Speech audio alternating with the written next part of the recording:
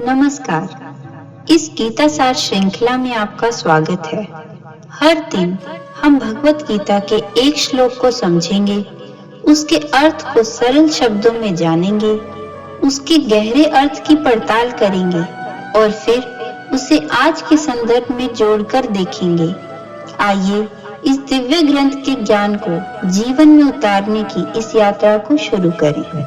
आप द्रोणाचार्य और पितामह भीष्म तथा कर्ण और संग्राम विजयी कृपाचार्य तथा वैसे ही अश्वत्थामा, विकर्ण और सोमदत्त पुत्र भूरिश्रवा और भी मेरे लिए जीवन की आशा त्याग देने वाले बहुत से शूरवीर, अनेक प्रकार के सशस्त्रों से सुसज्जित और सब के सब युद्ध में चतुर हैं।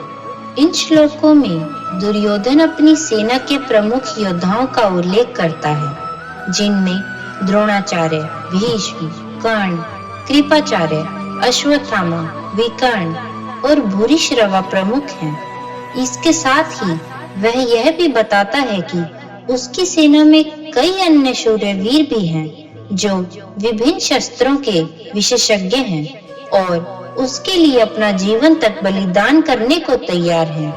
यह इस बात को दर्शाता है कि किसी भी संघर्ष या युद्ध में नेतृत्व की ताकत और समर्पित सहयोगियों का होना कितना महत्वपूर्ण है। दुर्योधन अपने समर्थकों की ताकत पर गर्व कर रहा है और उनकी निपुणता और समर्पण को पहचानता है।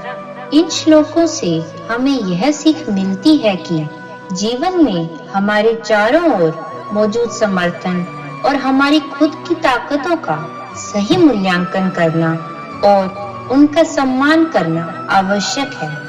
हर व्यक्ति के जीवन में कुछ ऐसे लोग और गुण होते हैं जो विशेष होते हैं और कठिनाइयों का सामना करने में मदद करते हैं, चाहे वह परिवार, मित्र या सहयोगी हों या फिर हमारी खुद की क्षमताएं। सभी का सही तरीके से उपयोग हमें सफलता की ओर ले जा सकता है। मान लीजिए कि आप अपने जीवन में आंतरिक संघर्षों से जूझ रहे हैं, जैसे कि आत्मसंदेह, भय या निर्णय लेने में असमर्थता। इन संघर्षों में आपकी आत्मा के भीतर कई शक्तियां और गुण होते हैं, जिन्हें पहचानना आवश्यक है। जैसे दुर्योधन ने अपने योद्धाओं की पहचान की, वैसे ही आपको अपनी आत्मा के भीतर मौजूद शक्तियों को पहचानना होगा, जैसे कि आत्मविश्वास, धैर्य और साहस। आपका आत्मविश्वास भीष्म की तरह अडिग हो सकता है, जो किसी परिस्थिति में नहीं हिलता।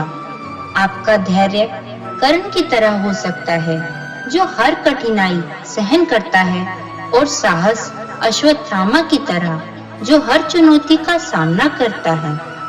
आपकी आत्मा में ऐसे कई गुण होते हैं, जिन्हें पहचानकर सही समय पर इस्तेमाल करने से आंतरिक शांति मिलती है।